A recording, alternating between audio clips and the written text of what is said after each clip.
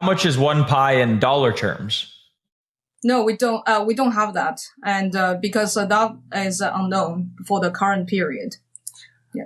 Well, and one thing to consider here, unrelated to the market conditions, is that as the base mining rate has been decreasing internally in the Pi blockchain, and it used to take you about 2 days to mine one Pi, and now it takes about 3 days to mine one Pi. So it is possible that down the line that the price for the KYC can go down to people who have to pay less than one Pi, but completely unrelated to the market. One Pi is attached to the value of all the labor people spend on validating this application. So you can't take the Pi out and send it to Coinbase and cash out. You can't. Okay, yeah, that's the point of the enclosed network. Enclosed network, yes.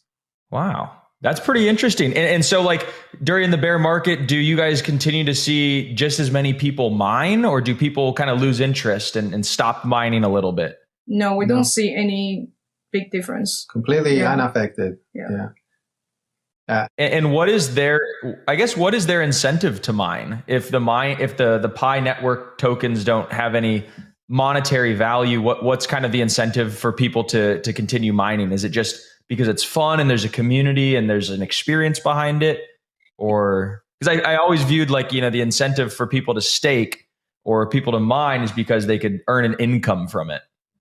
Yeah, I think it's more of we have the vision of building a utility-based ecosystem, and to really crack utility, it's not Rome is not built in one day, and to build a real ecosystem, you need a lot of infrastructure and you need a lot of attempts to try what it will stick and what is the real use cases. And along the journey, in addition to mining, we also educate our community about the way to achieve long-term vision. And also, in essence, our network is, free to join to start and more fair distribution. Unlike, many other conventional way in crypto that tokens are sold, we never sold any token, and 80% are for the community and the network.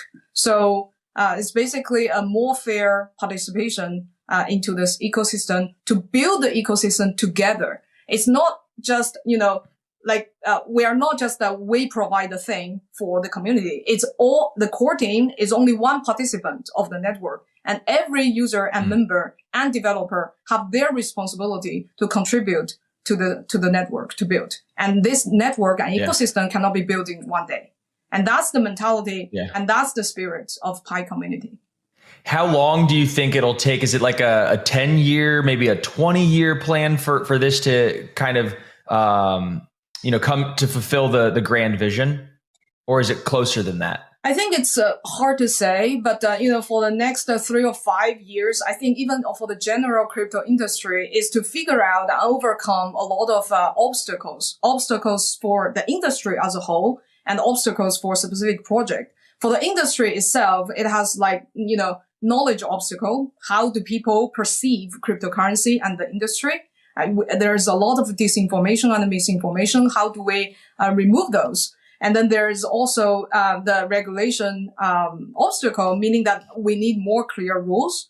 There is also the application obstacle. What the meaning is that we need to figure out how crypto or blockchain based service can integrate with everyday people's life to create actual use cases and useful services so that people use it for its intrinsic value, not necessarily as only, an investment tool. So they are using. What would some of those applications or use cases be? Like if you could put that into some concrete examples. Yeah. So one direction that the Pi network and I think the industry are trying to have innovation. In addition to all this DeFi, the very native blockchain applications is the social applications that integrate with cryptocurrency. I'm not just referring to NFTs or games, which is a booming vertical of the crypto space, but also using cryptocurrency to integrate of designing social applications, not just copycat of the Web2 type of applications, but using the incentive and disincentive systems of a cryptocurrency. Now you're at the time you can use the economic mechanism inside your app logic to create better content, to curate, more high signal content than just in the information silo of machine learning. And you can also, use this cryptocurrency as a mechanism to motivate and mobilize and leverage the crowd wisdom. Just like our KYC application is an example of, leveraging the power of the crowd in order to scale certain services. Like this type of applications is, I think, for the next 3 or 5 years that the industry can explore, and it will have a true innovation instead of a copycat of Web2 or just, very finance related, and to explore different type of verticals of applications and utilities. And this is what Pi is trying to do, given that we are already at the advantage of having a big social network to start with. Yeah. So what do you kind of think of Elon Musk buying Twitter? And I just asked this because he tweeted out and was talking about, he goes, myself buying Twitter kind of expedites the timeline for X, the Everything app. And the Everything app is supposed to have, a crypto wallet integrated with it, and work and play and social and all this kind of stuff, along with payments. And it kind of sounds like that could be maybe even a competitor to Pi Network. Is that how you guys think about it? We don't see things as competitor. And this is so new. This is so new industry. Every type of innovation is welcome. And also the fact that, I don't know what Elon Musk thinks about this, but the fact that he, have Twitter and then also interested in crypto as demonstrated. The fact that these two, social network and also crypto, merged together seems to be in line with what I was describing just now. Like in the social, vector, there might be innovations using cryptocurrency. Yeah, and in a sense, the strategy he proposed makes sense. So he said we need to take Twitter off the public market so that we don't have these external dependencies where Twitter may want to take some non-conventional, non-consensus moves, which if you do it as a public company, you have to look at how the market price of the stock of Twitter would go. So removing those external interferences, then you can try to focus on innovation that will be a long-term innovation. On the short term, if it was maybe loses money, less advertising, something less about the company, but in the long term creates a better product. And that's, I think, what he was trying to do there. In a sense, this is similar to our strategy for enclosed network. So we have the enclosed network right now to completely eliminate all the possibilities of people trying to use Pi for quick success of X, of Y, of Z, and focus on long-term utility, long-term usefulness for the world. Mm-hmm.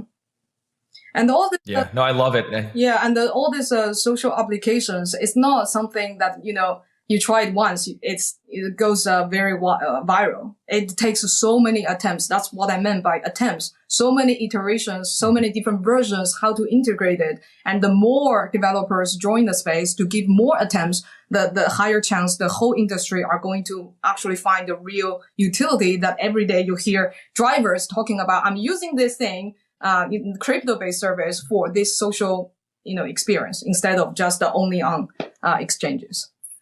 Yeah, no, it reminds me of I watched this documentary actually about Elon Musk and starting SpaceX, and he iterated many, many, many times on the rocket ship to have, consumer flight. But he blew up the first 3 rockets on accident, right?